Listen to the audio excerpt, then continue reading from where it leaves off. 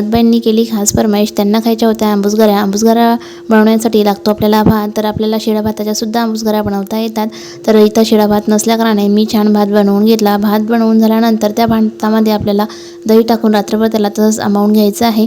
तर इथं मी भात बनवून घेतला, त्यामध्ये दही वगैरे मिक्स करून त्याला रात्रभर तसंच ठेवून दिलं। दुसऱ्या दिवशी भात छान असा आंबवून आलेला होता। आता ह्या भातामध्ये आपल्याला सर्व तिखट, मीठ, हळद आणि लसूण जिरं पेस्ट मिक्स करून घ्यायची आहे। सोबतच त्यामध्ये आपल्याला घट्टसरपणा येण्यासाठी थोडंसं गव्हाचं पीठसुद्धा टाकायचं आहे। ते सर्व मिक्स करून झाल्यानंतर त्याचे छान छोटे छोटे गोळे करायचे आणि वड्यांप्रमाणे आपल्याला ते तळून घ्यायचे आहेत।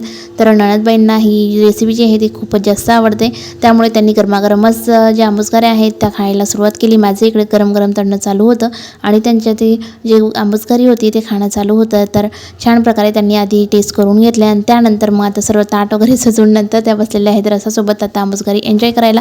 चला तर मग बाय बाय।